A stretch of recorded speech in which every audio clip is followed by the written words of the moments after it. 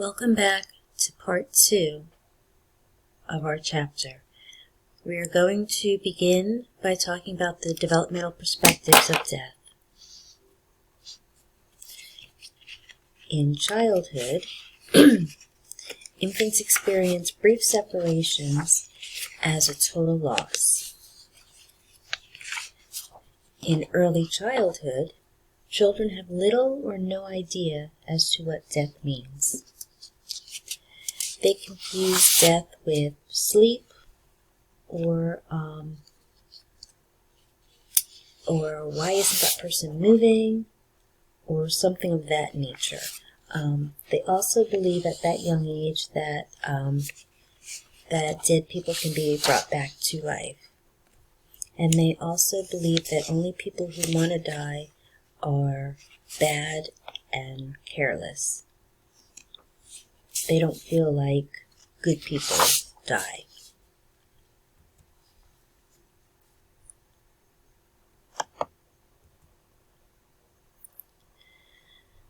Children develop more realistic perceptions of death when they get into the middle and late childhood years.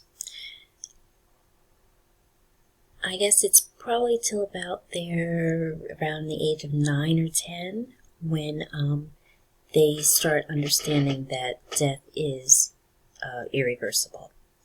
And the death of a parent is especially difficult for children. It's difficult for anybody, but especially difficult for children. School performance and peer relationships often worsen. Death can devastate and result in hypersensitivity about death. And then a loss of a sibling can cause similar outcomes, sometimes even more detrimental. Psychologists stress that honesty is the best policy when you're talking about death with a child. You need to make sure that whatever you're telling them, it is age appropriate, but you need to say something. So preschool children would definitely require a less elaborate explanation than an older child. And, when I say age appropriate, that means that you need to be sensitive and sympathetic. You need to make sure that you give the child an opportunity to express their own feelings and ideas. It's definitely not an easy conversation to have, but it's one that should be had and must be had. As an adolescent, you develop a more abstract concept of death. You describe it in terms of darkness, light, transition, using those words.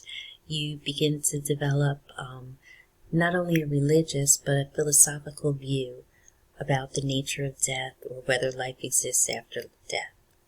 And it's not unusual for adolescents to believe that they're immune to it and that it happens to old people and they're too young, it's not going to happen to them. And then, when you move into adulthood, it becomes more real. There's an increase in consciousness about death that accompanies individuals that are aware that they're aging. So pretty much it intensifies in middle adulthood. So middle-aged adults fear death more than young adults or older adults.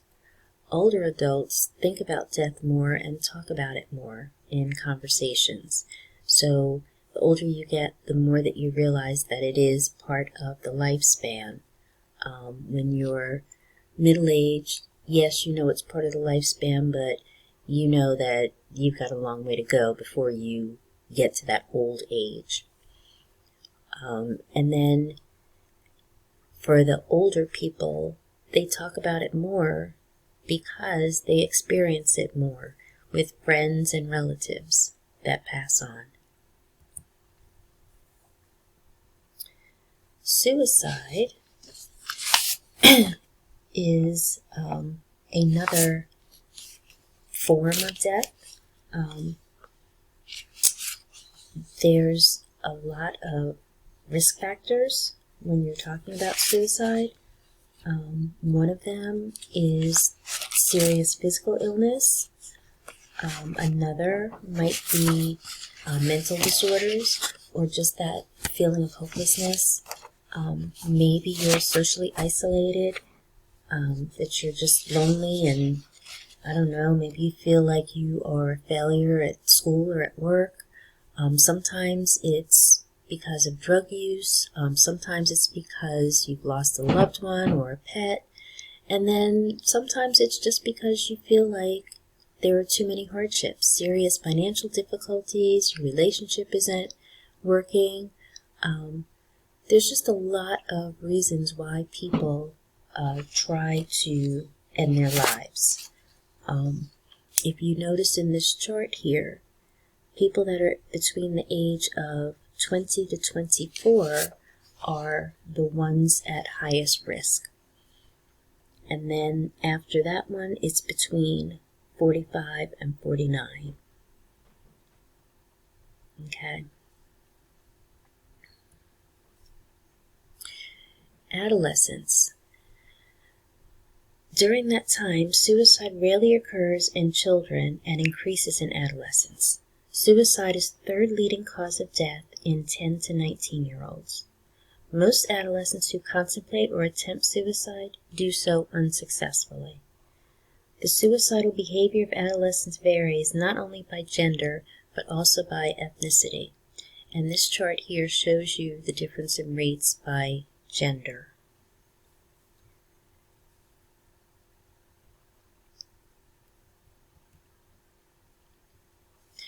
So, what do you do if you feel like somebody is going to harm themselves?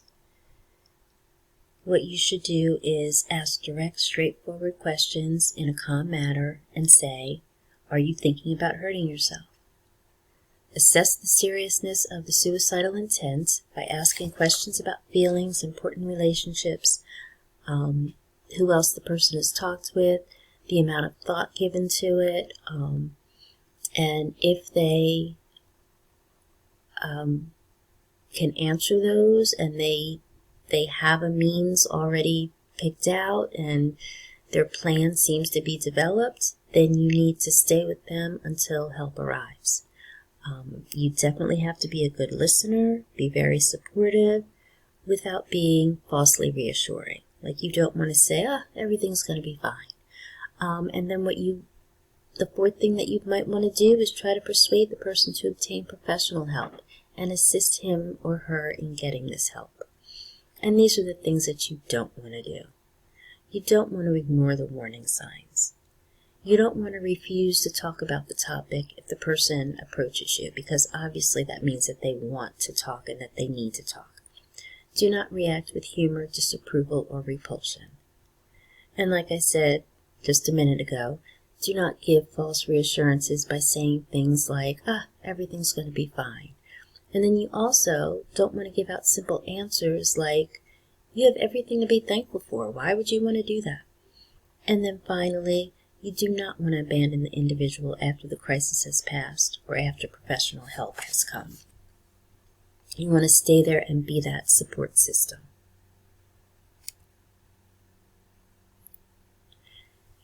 Now, Kubler-Ross has different stages of dying. And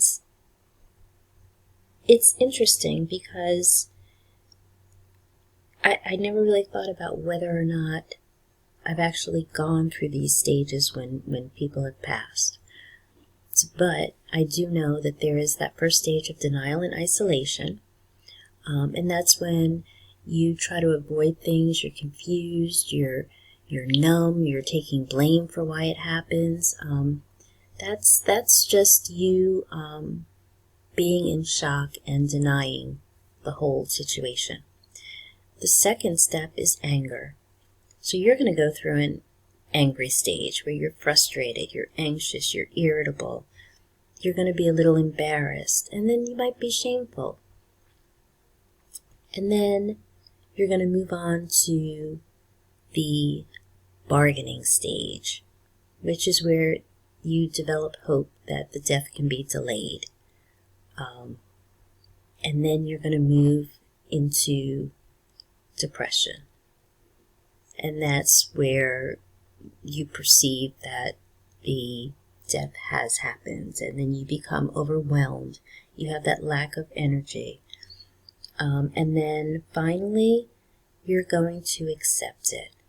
And that's you exploring options. A new plan is in place, something that you're going to do.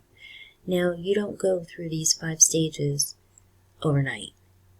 These will take a while. And if you notice by the diagram, it starts out on the normal functioning, and then you see all those loops in there. That's you struggling through those steps. So you've got the shock and denial, then the anger, then the depression and detachment, then the dialogue and bargaining. And the best way to describe bargaining is like reaching out to others, starting to talk about what's going on. And then finally, acceptance. And once you get past that acceptance stage, you're going to feel empowered. Your self-esteem is going to come back. You're going to feel like there is a meaning in the world.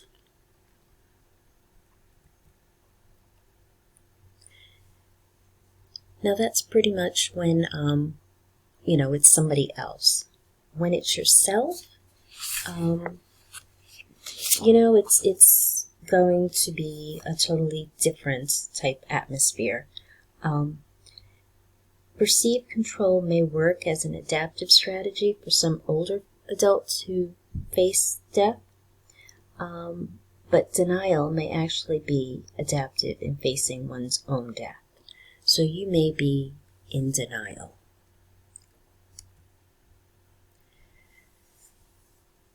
Okay, and this is the context in which people die. So just a little bit of background is that more than 50% of Americans die in hospitals, nearly 20% die in nursing homes, and a growing number of people choose to die in the hospice atmosphere. Hospitals offer several important advantages to the dying individuals, but they may not be the best place for many people to die. Most say that they would rather die at home, but they feel like they would be a burden to their families if they did that.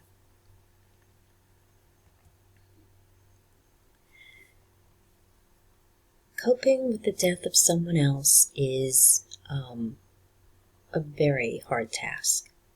And so what I'm going to do is allow you all to get up, walk around, take a break, and then when I come back, or when you come back, we will finish the 3rd section of the lecture.